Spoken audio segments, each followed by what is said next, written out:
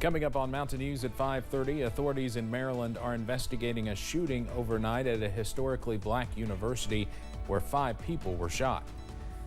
Plus, a growing list of Republicans jump into the House Speaker race. Plus, we are tracking cooler weather for this weekend. Those details coming up as Mountain News at 5:30 starts now.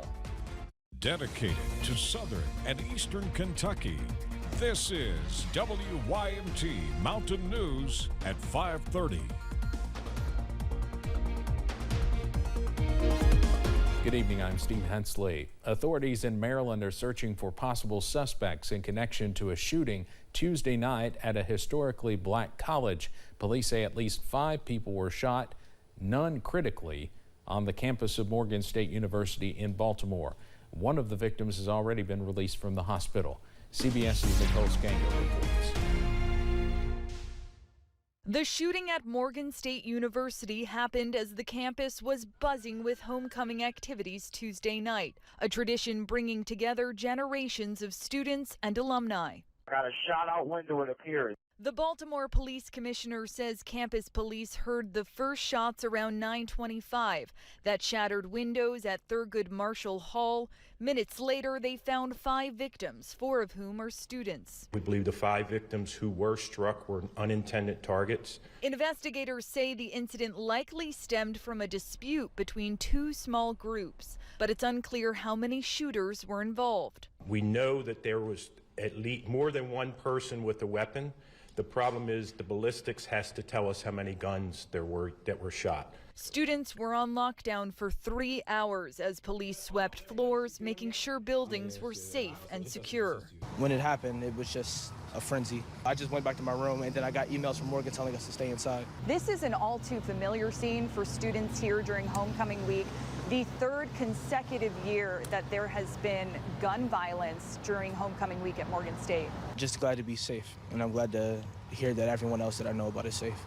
Baltimore Mayor Brandon Scott. We cannot continue to ignore the elephant in the room, and that is that we must address the nationwide proliferation of guns in the hands of people in our communities that should not have them. Classes at Morgan State were canceled Wednesday as authorities continue their investigation. Nicole Skanga, CBS News, Baltimore. The rest of this week's homecoming events are still up in the air. Earlier this year, Morgan State did put in place a clear bag policy to keep people safe at football games on campus. There is a game scheduled for this Saturday. Tennessee State University students are demanding the state give the school more than $1 billion. That's after a report showing historically black colleges and universities have not been receiving their chunk of funding. The study from the Federal Department of Education includes an estimate for the Nashville-based HBCU. Now TSU students are rallying and getting some legal advice from a high-profile attorney. Tennessee State University, y'all been swindled. Y'all been cheated. Y'all been bamboozled. You've been led astray. You've been run amok. I mean, they stole $2 billion. Tennessee Governor Bill Lee says he supports TSU and has already helped deliver about a quarter of the money in question. Former President Donald Trump's lawyers filed notice to appeal last week's fraud ruling against him. That civil case in New York involved Trump's business dealings. He was accused of lying on financial statements to make his businesses appear more valuable than they actually were. Prosecutors asked for $250 million in damages. The judge ruled in their favor, saying Trump and his co-defendants were liable for persistent and repeated fraud. The man who prosecutors say masterminded the 1996 deadly shooting of Tupac Shakur made his first appearance in a Las Vegas courthouse today. The hearing for Dwayne Kef D. Davis was brief. He told the judge his lawyer was not present and asked for a continuance, which was granted. The 60-year-old was arrested Friday in connection with the cold case and charged with 1 count of murder with use of a deadly weapon with a gang enhancement. Any case that's 27 years old sometimes presents some challenges, but we feel very confident that the criminal justice system will work in this case. Davis has long been linked to the 1996 drive-by shooting of the hip-hop icon on the Vegas Strip. Because of the continuance, he was unable to enter a plea today. Davis is being held without bail. The man known to Tiger King fans as Doc Antle will not go to prison despite his conviction. Court records show Bhagavan Antle faces a 5-year suspended sentence and a fine. A Frederick County, Virginia judge also says he cannot work with exotic animals in the Commonwealth. Prosecutors say he illegally bought endangered lion cubs for his South Carolina zoo business. Antle still faces federal money laundering charges in that state.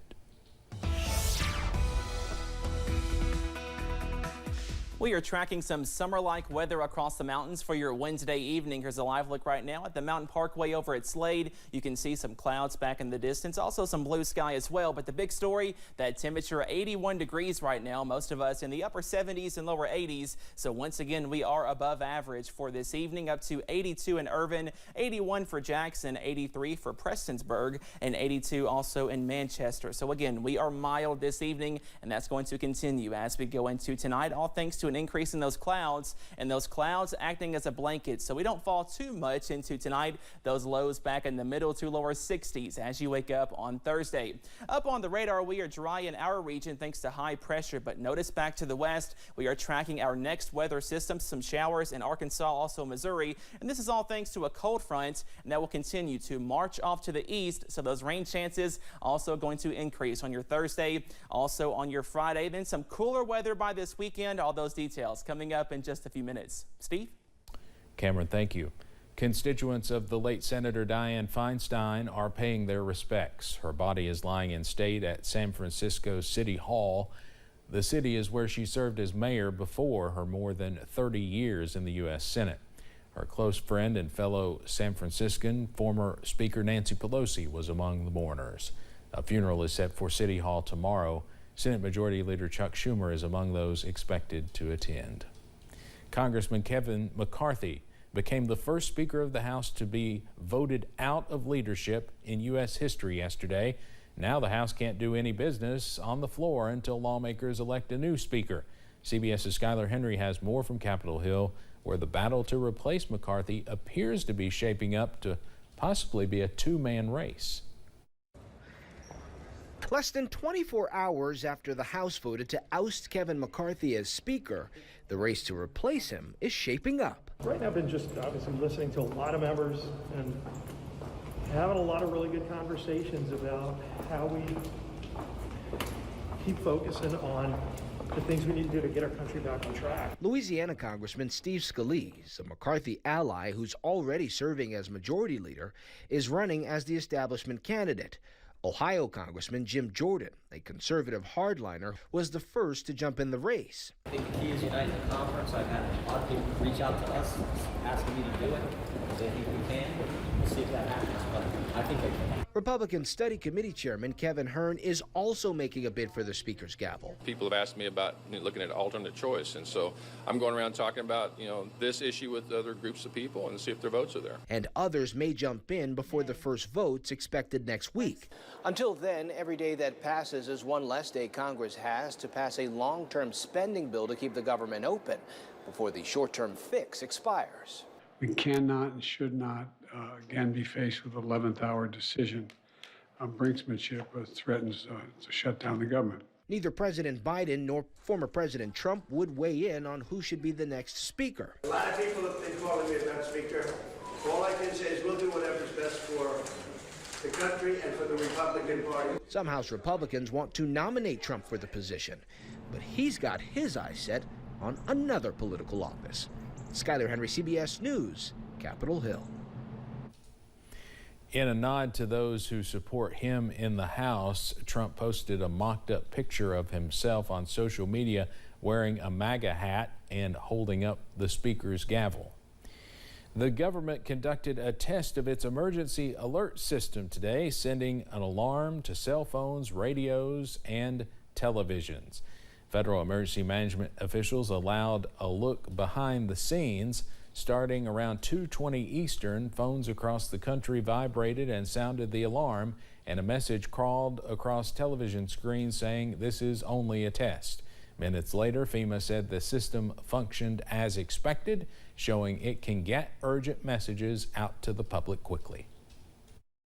If there was some national emergency or widespread public peril or anything else that occurs, they need to be confident that they will be informed about those events, as well as be informed about the protective actions to take in response to any national type of emergency.